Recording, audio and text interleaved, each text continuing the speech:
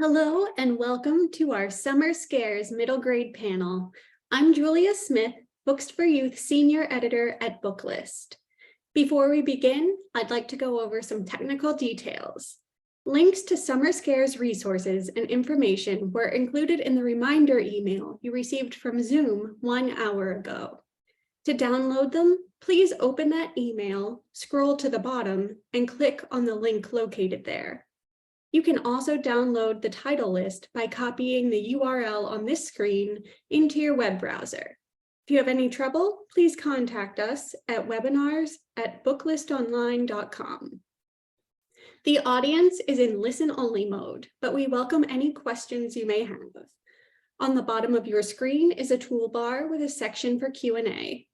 If you have a question or need technical assistance, simply click Q&A and type your message into the box that appears.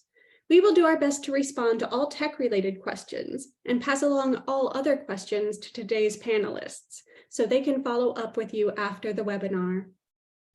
Booklist offers closed captioning on all webinars.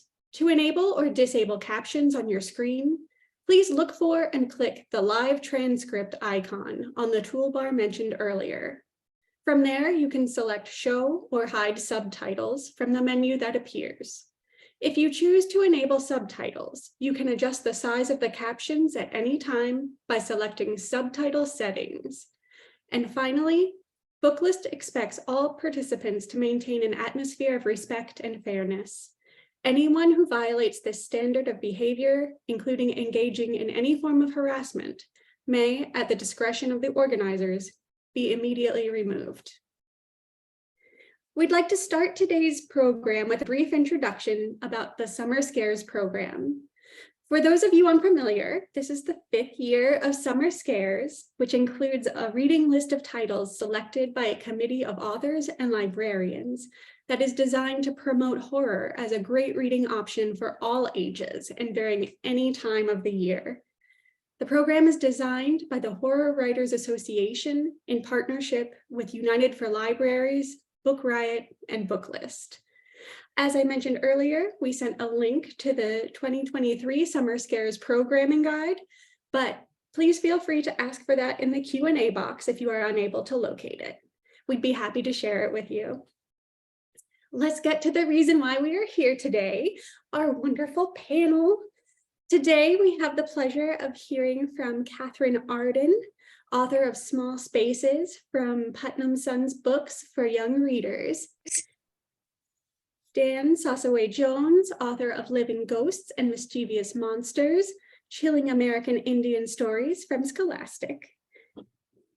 And KG Campbell, author of A Small Zombie Problem from Alfred A. Knopf Books for Young Readers.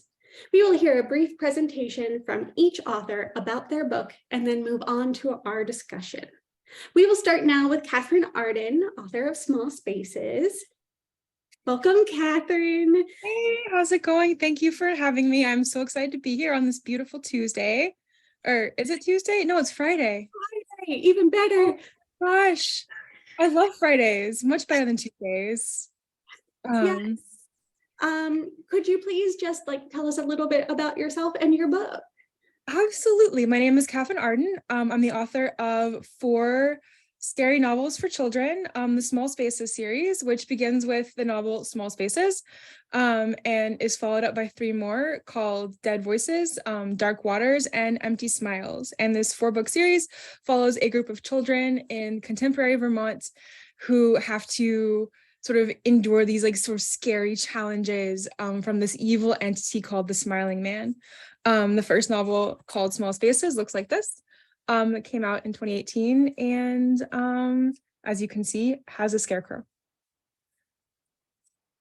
Is that a pretty good, is that an okay introduction? That's fantastic. Okay. I loved it. Thank you very much. Sure, my pleasure. Yes, and now we will hear from Dan SaSuWeh Jones.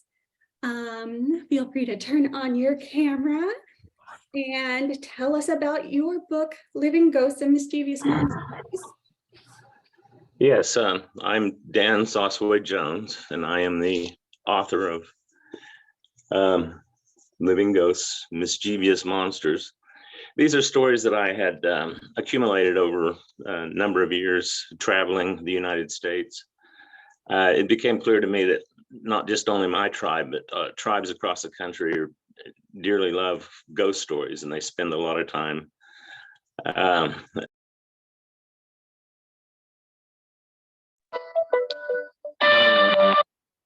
retelling them. And they have favorites. So what we tried to do was collect the favorites within the nations around the 8 regions of the United States, Canada, and one from Mexico, actually the Mexican Indians. So these are the classic stories that you'll find in Indian country today, not just my own tribe, but I have a number of personal experiences that I also had in the book, and I hope you enjoy reading them. Thank you. All right, and now our final panelist, KG Campbell. Keek is here to tell us about a small zombie problem.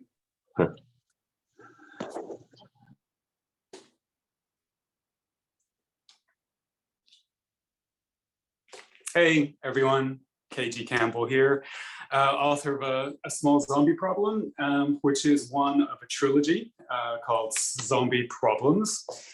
I don't know if my fellow authors will sympathize or empathize with this, but once you're starting a new project, as I have recently, a book that you've written a few years ago begins to fade in your memory. So you'll have to forgive me. I had to reread some of it, and I've actually written out an introduction to it. So I hope that's not considered cheating.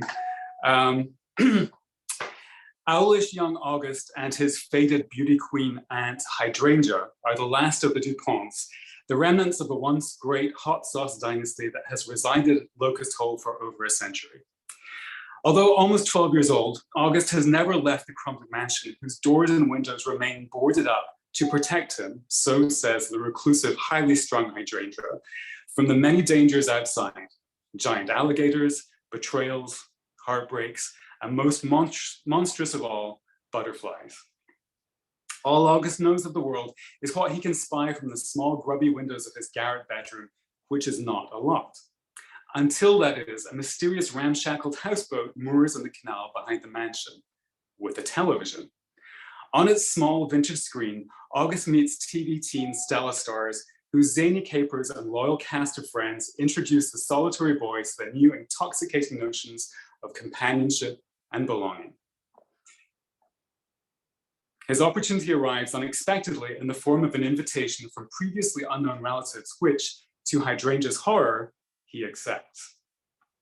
Armored against butterflies in the beekeeper's hat and gloves, August finally ventures forth to star in his own life and is promptly welcomed into the lavish world of the wealthy but intimidating Malveaux, a family consisting of another aunt, Orchid, and her twins, one of whom might just become August's very first friend. There is even talk of August joining his cousins at school. A life like that of Stella Stars's, the opportunity to belong seems suddenly within August's grasp, until on his return home, he encounters a zombie, the freshly reanimated corpse of his great-great-aunt Claudette, who died at 11 years old. The crooked, foot-dragging, drooling, gray-complexioned girl is inexplicably drawn to poor August and seemingly bent on gifting him with the looser of her eyeballs. The unsolicited presence of this dank, unsavory, and unshakable sidekick is clearly a significant obstacle to August's ambitions and threatens to destroy his newfound social life before it has begun.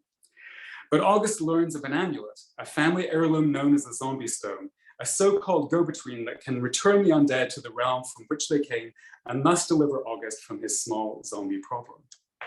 It is the search for this fabled gem and his burning desire to belong that fuel August's journey across 3 books, from the sleepy pepper fields of Hurricane County to the bedlam of Croissant City's Carnival to the dark, mysterious depths of Lost Souls Swamp. His quest is both aided and hampered by a vivid cast of characters: a runaway girl who lives alone in a floating shed, a giggly, beignet-loving undertaker, a world-famous one-eyed xylophonist, an unsettling horned wizard, an ever-lurking 40-foot pure white alligator, and unfortunately for August, many more disgusting, troublesome zombies. But beyond the physical, his hunt for the zombie stone leads August deeper and deeper down the rabbit hole of a dark family secret that, when revealed, is more shocking and unexpected than any of us could ever have imagined. And that's it. Thank you so much. That was wonderful. I hope that was long. No, that's fine. Let's get Dan and Catherine, can we get you back on camera, please? And we will begin our discussion. So yeah, I am so excited to be here talking to you all. And let me see. I think someone has to publicly acknowledge your sartorial efforts today. Hi guys, I'm back. Here we go. Yes, amazing. Yes, so welcome all. And you know, this program, the Summer Scares program, is really fun for me. I've been involved with it for a number of years now, and it's been really great to examine middle grade horror and yeah, just like getting to see the range that's out there. And so I think we have that very well represented with all of you today. And we'll get more into the specifics of your books, but first I just kind of want to talk horror in general, because clearly we all have some kind of fondness for the genre, but yeah, what is your experience with it? Have you always liked it? Was this just sort of like a one-time thing to dabble in that arena, or what? Tell me all about it. Go Please. ahead. No. You go. All right. I'm a huge horror fan. I love horror movies. I love scary books. It started young. I read Goosebumps when I was a kid, as I'm sure many others my age did. And when I sort of was casting around for a new topic for a book a few years ago, and sort of happened upon like, wow, what I would love a book that made other kids feel like the way Goosebumps made me feel when I was, reading under the covers at the age of 11. That was one of the real inspirations for writing horror, was wanting to terrify kids, which is kind of a sounds worse than it is. But I do think that horror is great, especially for young readers, because it lets you explore and externalize fears in a safe environment. And it's exciting. Like, you get the tingles. Everyone loves when they get the tingles when they read. So yeah. Yeah, for me, I remember being in my grandparents' house. I was probably only 3 or 4 years old, and I was staying in my uncle's bedroom, my father's younger brother, and he was kind of a hipper guy. And I found on his bookshelves a number of Edward Gorey books, and one of them was the Ghastly Crumb Tinies, which, if you haven't read it, is a very odd book in which it's basically an alphabet book, and every child dies in some hideous way. And I remember, even at 4 or 5 years old, I was absolutely obsessed with it. And from then on, I have loved dark literature and horror. And then I moved on to Roald Dahl, who was basically writing for my generation. And my favorite was James and the Giant Peach.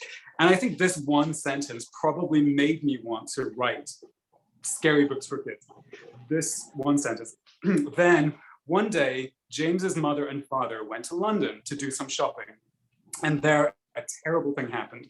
Both of them suddenly got eaten up in full daylight, mind you, and on a crowded street by an enormous angry rhinoceros who had escaped from London Zoo. And that, I think, was my beginning as a horror writer. So yeah. Wonderful. Dan, how about you? Well, yeah, I've fell into this writing in general, but I picked the horror stories because it was a predominant, certainly topic of tribes. But I think I need to tell a little short story here to tell people what some conditions are and more about me, Yes, if I may. please Yeah. do. Yeah, the name of this story is A Dream Near Death. And it takes place in an examination room in some place. And a gentleman is strapped to a gurney.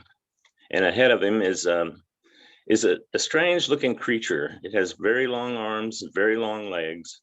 Its head is completely wrapped and it has goggles on.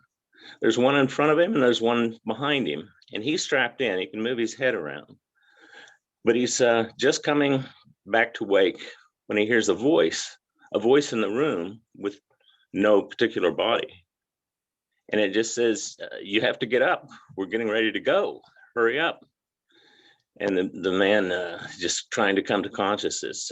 What do you mean we have to go?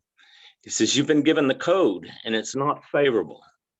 The big guys upstairs have given you the code and it's not favorable to you. We have to go. We have to go right now. And I said, go where? I said, where do I have to go? And he says, just follow us. We'll help you. So all of a sudden, the gentleman holding the gurney take off running and they run right through the walls. And he finds himself in outer space. And the gentlemen are running and they're inside of a bubble. And he's going, where am I? What is going on here?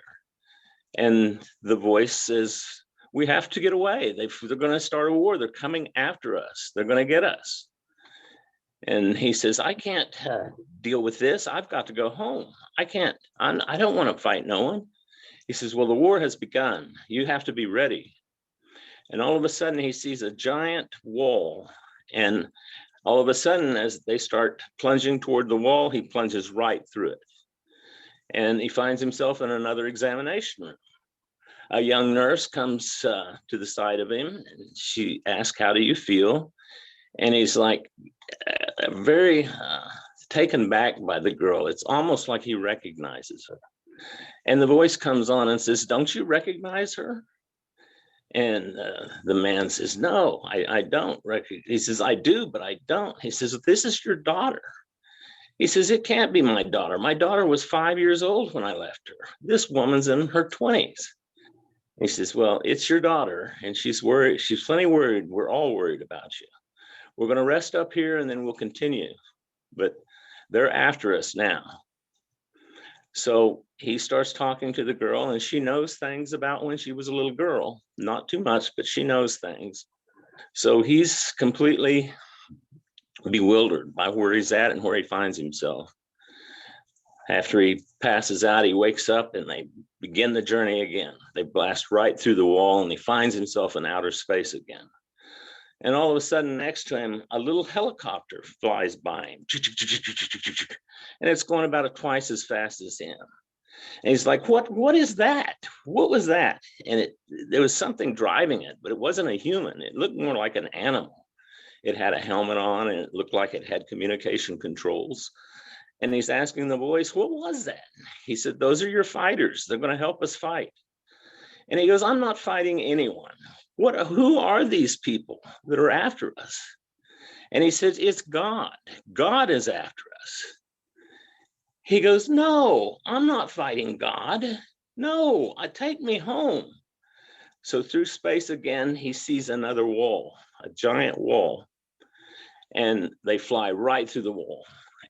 And in it is full of people that he remembers from 50 years ago. He remembers seeing them. And then a woman, an elder, she stands up from his tribe. And it's his aunt, his precious Aunt Josephine. And he goes, Aunt Josephine, what is wrong? What's happening to me? And she says, Sonny, you're fine. You'll be just fine.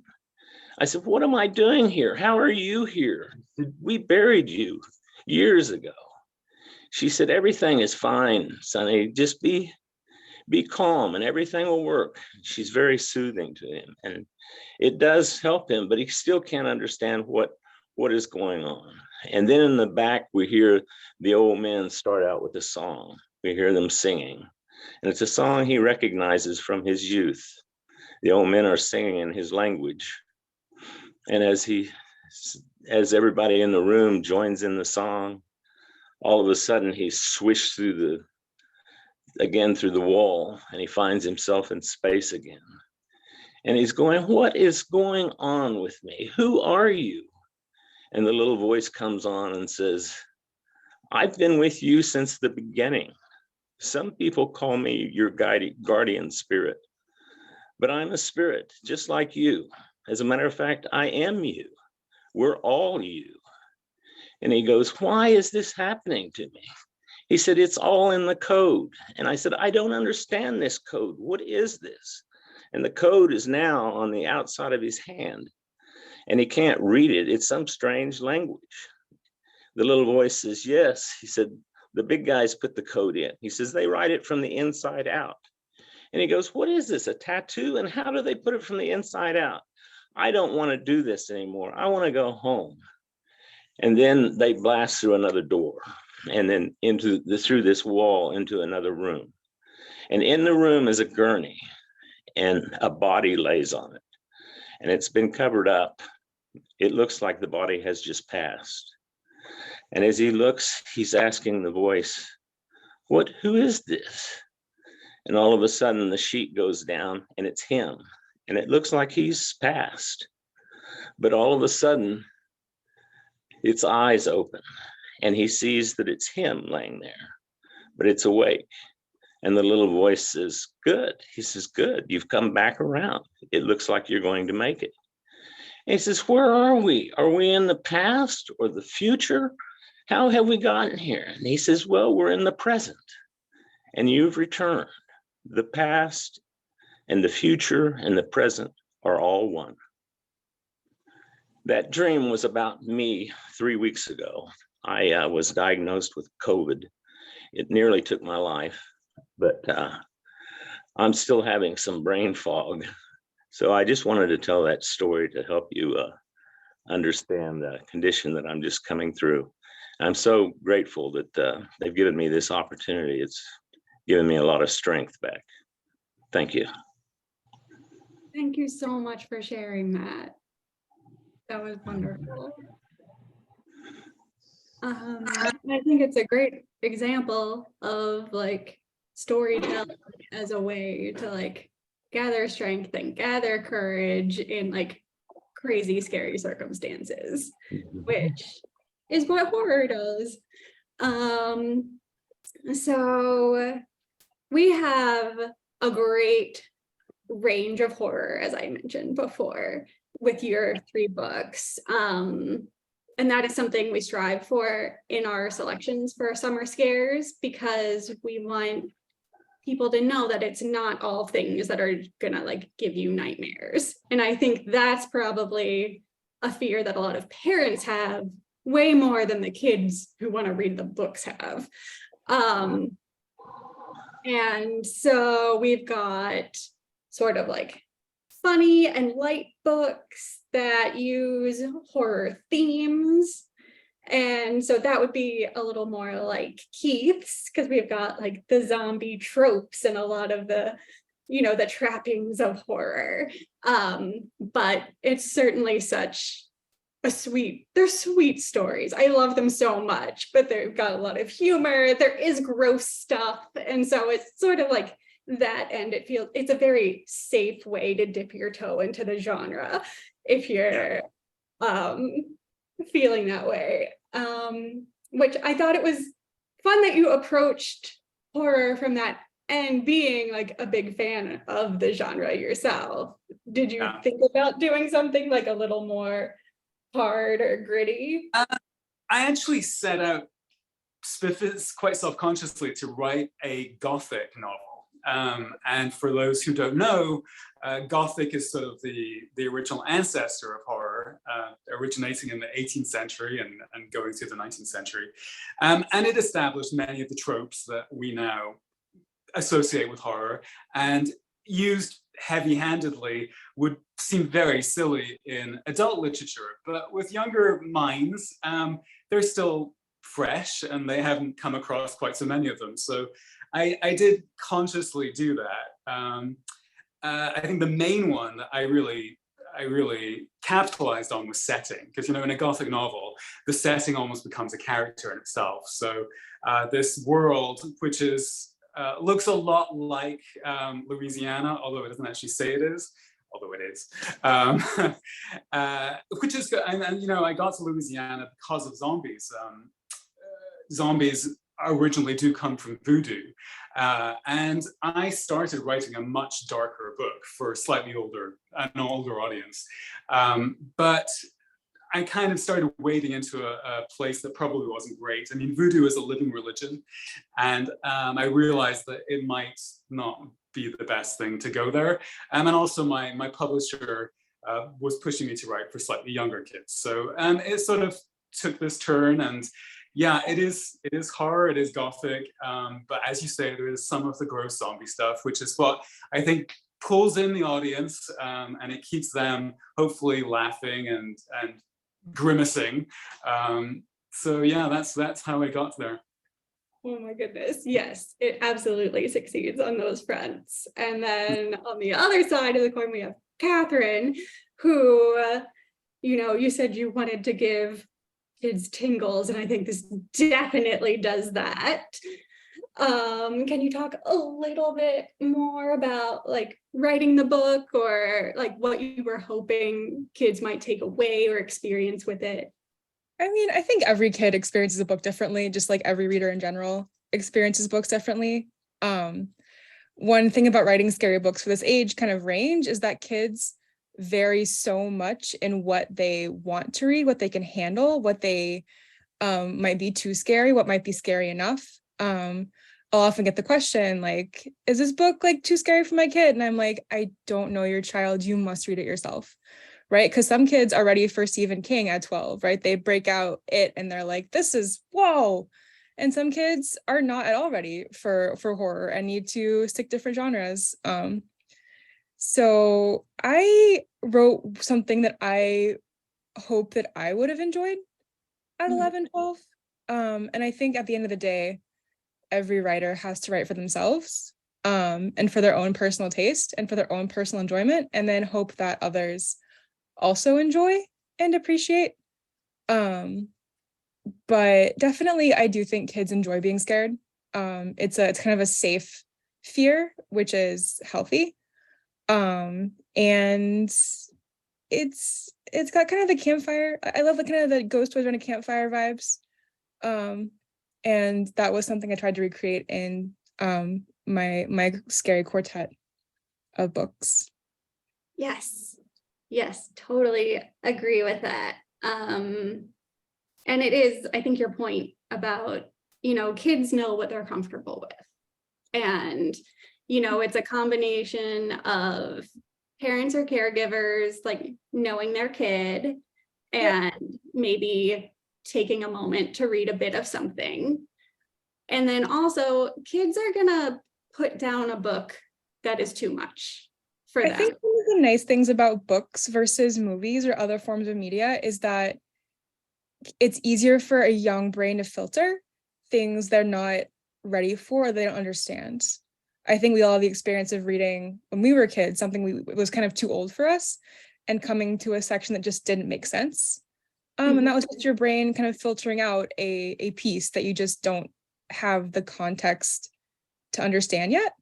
And same with horror. I think it's scary books are a safe way to dip your toe, right? Because you can so easily put the book down. It's less vivid than a movie. So. Yeah. And there are just so many like middle grade horror books coming out right now. And also in YA. I think there's a mini renaissance. I think horror is having a moment, which I love to see. Me too. I think, we've been having some requests at Booklist for more webinars and things about horror. And we're like, well, we've got this ready for you. I feel like kids love it. I feel like it's my personal theory is that horror for children in a certain way kind of fills the same niche as romance for adults. It's like a genre that kind of gets at your lizard brain, right? It does Yeah. though. It kind of hits this kind of lower part of your brain that is it's interesting, right? It's exciting. Yes, definitely. And I think it also prepares kids for real fear. You know, it's, as Sure. Catherine said, it's a safe space to explore extreme emotion, and you know that it's a way for them to develop the coping tools that they're going to need for real fear later in life. You know, so it's also very satisfying to take scary things and externalize them so they can be defeated. Right? Like in some ways, a monster is much less scary than like kind of the abstract things that adults are afraid of. And I think it's satisfying to be able to like, oh, the scary thing is out there and I can beat it, you know, like I can win. I think that's a very healthy and satisfying thing in storytelling for kids. yeah, one thing that I definitely notice in horror in general is sort of the like who's really the monster idea, where, you know, that can take like a very sophisticated bent, especially in the adult arena, where like are people the monsters, or the monsters like actual monsters kind of thing. But in middle grade in particular, so often in these stories, I won't say every story, but the monsters turn out to be nice. Like you have this fear of this thing, and it is like an unknown, and it appears scary, and it like incites you to actually get to know something that you're afraid of first before you judge. But like so many of the monsters turn out to be like great, and I love them, and they're like very sweet. I've never written a nice monster, so I mean, I think I love that. I think that's great, and kids do want that. think your mileage may vary, right? It depends on the age group too. It does. For sure. I kind of did the opposite. I tried to make I had less monsters or more villains, but I tried to give them all three-dimensional aspect, so that they had motive for their villainy, and maybe in the end they weren't quite as villainous as we thought. And also there were characters who we thought were good but turn out to be not so great after all. So it's a little bit more complicated. It is. I love it. Dan, I know your camera's off, but are you still with, there we go. No, I'm here. And I mean, I think it's clear to our audience, but I just want to reiterate that your book is technically nonfiction, because you have collected sort of like, not necessarily like folk stories and traditional tales from Native communities. And so it, you know, there are some of the scariest things I've ever read have been like folk stories, and those traditions are very strong. So you're coming at it from a slightly different angle, but I think, you know, the folk section, the folktale section of a library is one of the most active and well visited. Well, we break these down into ghost, into spirits, witches, monsters, and then the supernatural itself. So we're trying to look at them from each tribal perspective, but it seems like those were pretty good categories for finding and collecting these stories. Some of them are very old. The stories, the two-horned water dragon, that's a very old story that goes back God knows how, thousands of years from this continent. But these are the classic stories of this continent. I think that's something that, you know, we have our own mythology here, and it's been here for thousands of years. And I think that's another good reason to understand these stories, that they come from here, this continent. So it gives them a special meaning and a special presence, I believe. But the classics, Bigfoot, La Llorona, you've got all of these different monsters that are, of course, the classics, skinwalkers. There's stories on all of them. Yeah. Yes. Thank you. Let me take a quick look here at our time. Okay. So we've discussed sort of like a little bit of how like horror doesn't have to be handled with like a super amount of care. Like you have to be aware, but like it's good to have these stories out there for kids to pick up. And they are great ways to explore emotions and all of that, as we all said. Are there any books or authors out there right now you feel are doing particularly good job of this? Anything you want to, like anybody you're excited about when they have a book out? Definitely. There's so many good horror writers right now. Lindsay Curry is doing amazing work. Who wrote Ali Malaninko, who wrote This Disappearing House, was great. Laura Sempf, who wrote The Clackety, which is a fantastic horror debut, absolutely great. Casey Alexander, writes super creepy books. Jonathan Auxier wrote The Night Gardener, which is a wonderful scary novel. Although I don't think he's a horror writer, really. He tends to jump around topic-wise, but all his books are amazing. Yeah, there's kind of a renaissance happening. There's so many good people and good writers getting into like the kids like scary book space. So yeah, I know Lindsay has a book out this year, and I know Laura has a sequel out to The Clackety. So both those are authors very much worth picking up. Thank you. Yeah, I was going to mention Jonathan Auxier as well, and The Night Gardener. That's one of my favorites. He's a great writer. Yeah. So good. There's although it's not that new, obviously, and the amazing Neil Gaiman. I mean, Coraline is one of my favorite books, and The Graveyard Book is an incredible book. When I was looking at middle grade horror, what I did not find was this series. It's called Tales of Terror by Chris Priestley, and there's 3 in the series. It's illustrated by the amazing David Roberts, who is very influenced by Gory, especially in this series. You probably know David more from Icky Peck, Architect. He's been illustrating that series lately, but his illustrations in this series are really quite chilling. And most of the protagonists, they're all series of short stories, and most of the protagonists meet untimely ends based on their own failings as people. So they're really well written, and I like that. So yeah. Oh, thank you.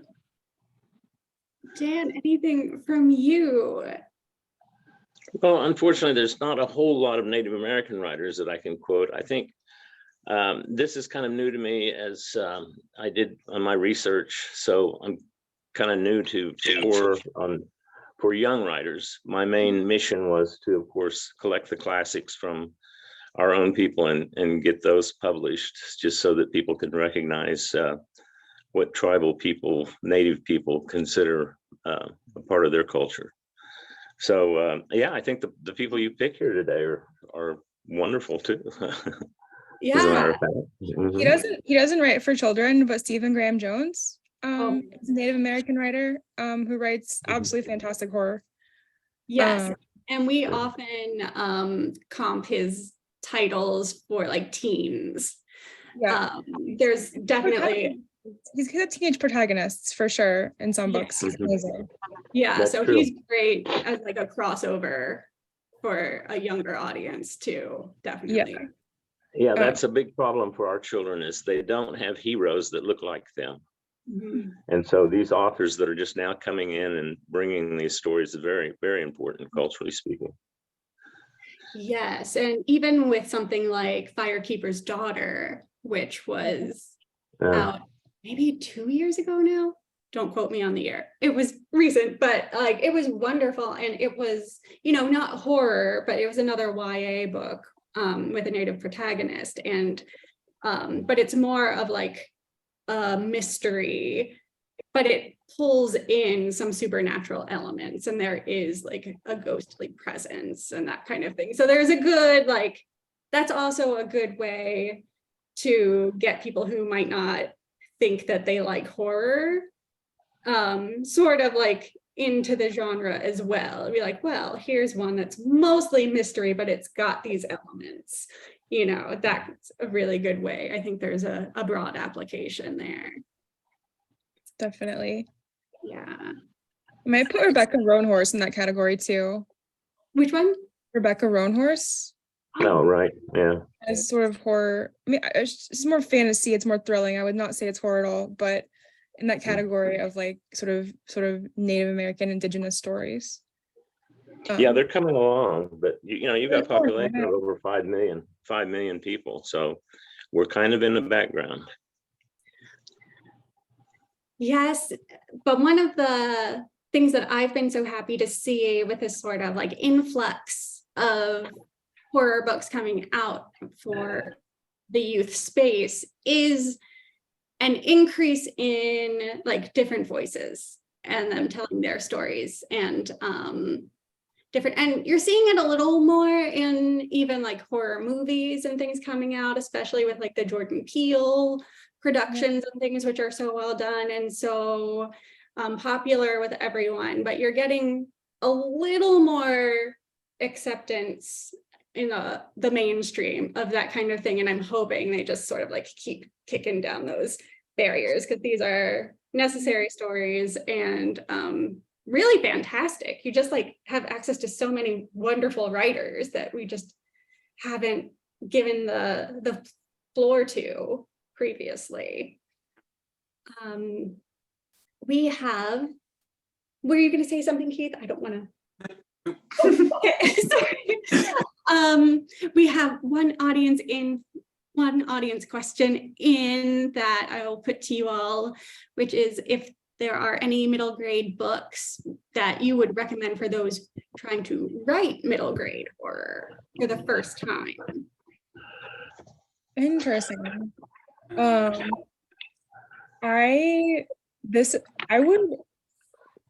would read Goosebumps. I would start with Goosebumps because he writes in this very predictable, most formulaic way that is actually super helpful as you're learning like how the genre beats go, right? Like how he does exposition, how he does like the reveal of the scariness, how he like conceals information. Like R.L. Stine has a formula and like a system for his books, and they are excellent.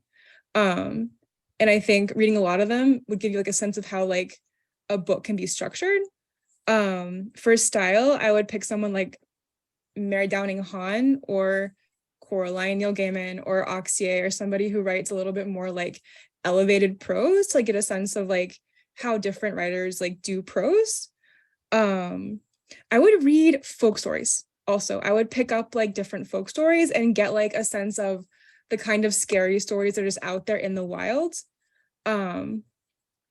And just read them widely and have like almost like a Rolodex in your brain of sort of creepy like anecdotes and folk tales and things that could eventually be a topic for a book. So that's what I would do. I would read the classics. I would read some fantastic authors, and I would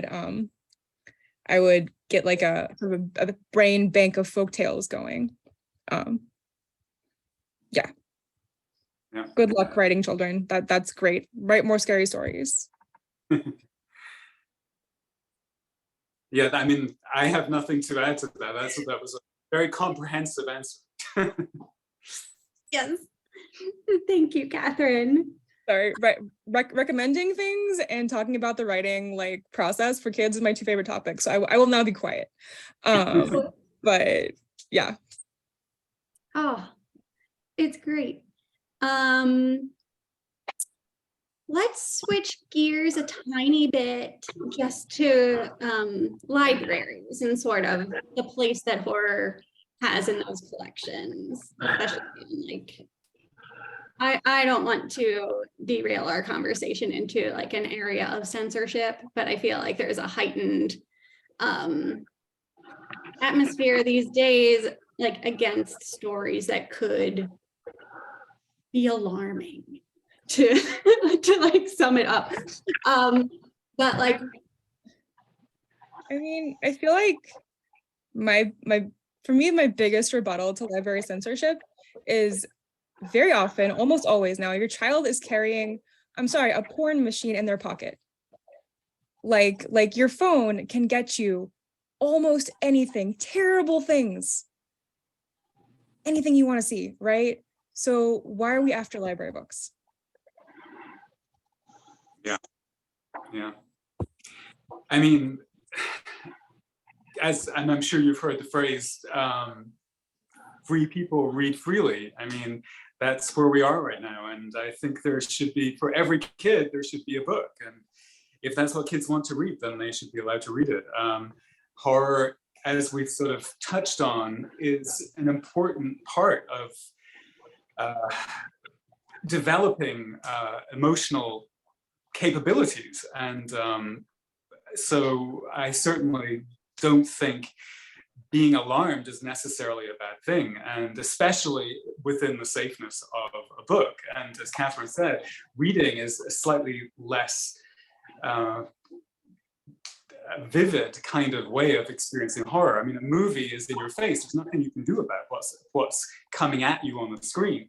Words, the written word takes longer to digest, and you can work your mind around it a little bit more and let it settle in. And if it disturbs you, you can put the book down and come back to it later. So yeah, I totally agree that, you know, censorship doesn't make sense, and in most ways.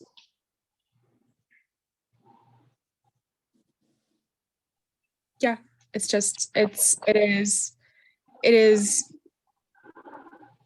there are plenty of things that should be done to safeguard children, but censoring their libraries is very much not one of them.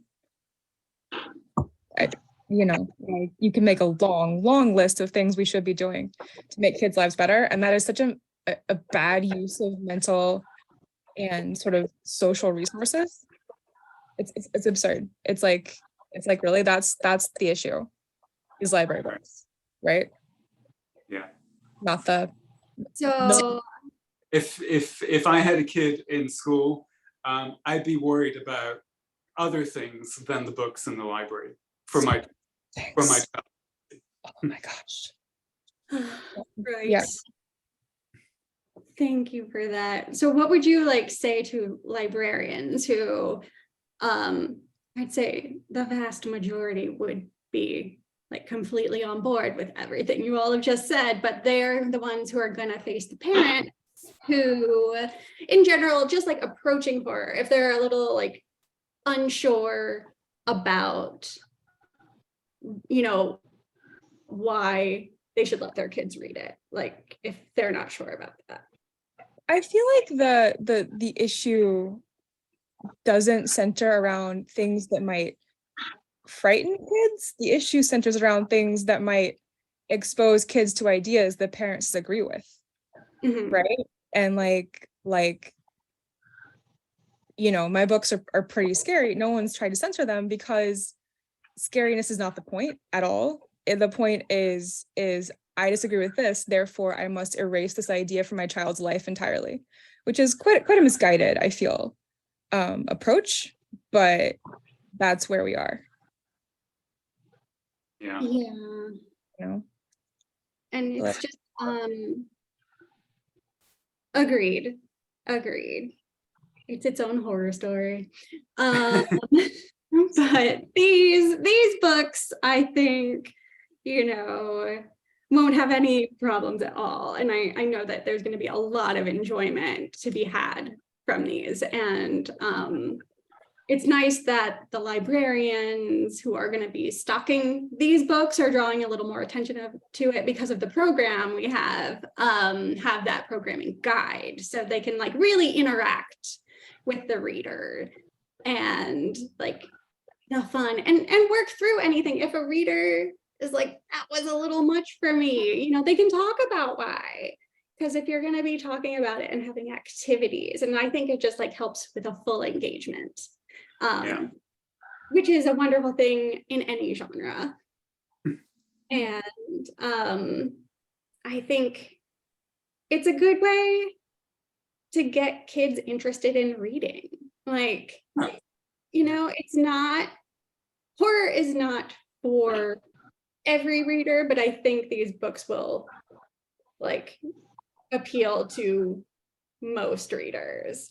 And and look, we're all here, so we're obviously all horror lovers. So, and there are many adults who love horror, and you've got to start somewhere. I mean, you can't protect a young mind from horror until they're 18 and then throw them in at the deep end. I mean, there's got to be a kind of gentle on-ramp, right? So let them decide if they like horror or not. Start them off easy and see if they like it. Okay. yeah, definitely, because they can, like, whether it's with their phone or not, they can seek out the scary stories. Like if they're wanting that thrill, or they're curious about something, there are ways for them to find it. And I love that there are stories being created exactly for them, that are going to do it in so much better a way and create so much, like a much more positive experience with all of it than jumping straight into adult horror they might find on a bookshelf elsewhere. I mean, I feel like for a long time there was a gap in where there wasn't much available between like sort of the Goosebumps of the world and the Stephen Kings of the world. Yes. A lot of folks my age made this jump from like really sort of juvenile young kid horror to like, I'm gonna pick up, you know, my dad Stephen King. And it is nice putting books that fill this gap where you have like more maturity thematically, like maybe more complex prose, maybe a little bit scarier, but it's not like going all the way to adult horror, which can be a lot. So it is a good kind of place. I think it's better that more and more authors are coming in to fill this like in between, these in between years. Yeah, I agree. I mean, I think I went from Roald Dahl to Stephen King. Yeah. A lot of kids did because there wasn't like a good stepping stone. Yeah. You know. Yeah. Yes. Shoot, I lost my question. What was I going to ask? It's left me. But it's definitely been, oh, here we go. It's from the audience. That's why I couldn't find it. Yes. Is there anything that surprised you about the reception of your books from readers themselves? I don't know how many like events you've done where you like are hearing directly from the kids or getting letters or anything. Well, one young reader told me that he didn't like the book because he was frustrated that at the end of every chapter, he was left with a page turner. And he felt he had to keep reading. So he didn't like that. That's great. I love it. Kids say the funniest thing. I've had a decent number of kids be like, tell me that my villain is their favorite character, which he is not a sympathetic character at all. So I've had like 6th grade girls be like, I think he's cute, which again, easy kids. But that's been a surprising reaction. Was not an intended one. Yeah. That's wonderful. Is it? I think it's really funny. There are always the people who are sort of like super fans of the villains. It's clearly starts early. It does. It does. It does. Yeah. And some of them are more sophisticated than you expect. Another young girl told me that she admired how I had solved my story arc. Oh, I love that. Oh my gosh, get it. That's great. That's great. So I've also had some people send me photographs on Facebook or whatever who have gone as Halloween characters from the book as well. Nice. I had a girl write a sequel and offer to split it with me 50-50. That's so kind. It was really funny. Oh my gosh. Did you get to read it? I did not read it. I did not read it. It's a fan fiction is an interesting place to be in for a writer because you are not, I think, in theory, supposed to sort of openly be like, this is the fan fiction of my book. You're supposed to kind of let it exist in this kind of shadowland by itself for rights reasons.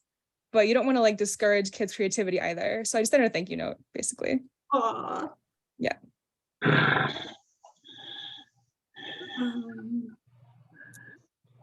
See. We just really have to rely on the Constitution and the Bill of Rights to protect people's rights to read and write. For that matter, American Indians have had the problem of, being censored since the Elizabethan era. So we're such a different culture with a different way of viewing things. Natural body functions, were just natural to us. And a lot of the religious people took exception on that, and they've taken it out of all of our, stories about us and with us. So we've certainly been attacked by it, but there again, until the 1920s, we weren't really under the Bill of Rights or protected by the Constitution. So I think that that's something the authors and the readers will just have to fall back on. Yeah, Definitely. yeah. Well, I think we are just about to the end of our time today. Thank you so much for spending your afternoons talking with me. I'm going to give you all just like a last moment. If there's anything else you want to like buzz or promote, something you're working on, something you're excited about, but no pressure also. If you don't have anything, that's fine. I don't have a book out this year, but my friend Lindsay Curry, who is a great author, has a new book out. It's called It Found Us. It is a scary novel. It is actively very scary, and you should all pre-order it and pick it up. Sounds good. Yeah. Yeah, I'm working on a couple of projects, but nothing's coming out this year. Okay. Hopefully. Yes. Dan, do you think you might do any more writing for younger audiences? Yeah, I have a book for young adults. It'll be called Take Care. And it's a bit of a horror story in itself. It's a story of Native American boarding schools in America. And we're about to complete that. Getting sick didn't help, but we're on the verge of finishing it for Scholastic. Oh, that's great news. Yeah. All right. Thank you so much, everybody. You're welcome to turn off your cameras for now. I'm sure we will be following up with you with some additional questions from the audience. Bye. All right. So that was our discussion with Katherine Arden, Dan SaSuWeh Jones, and KG Campbell, Keith. On Monday, all attendees will receive an email containing links to today's video recording and a certificate of completion. For more about Booklist webinars, be sure to visit booklistonline.com/webinars, where you can view archives of past webinars and register for upcoming ones. And don't forget to register for our other 2 Summer Scares panels, one for YA and one for adult, happening on Wednesday, May 24th and Friday, June 9th. Thank you for joining us for today's webinar. One more huge thanks to our panelists, Katherine, Dan, and Keith, and to you for helping us celebrate the Summer Scares program.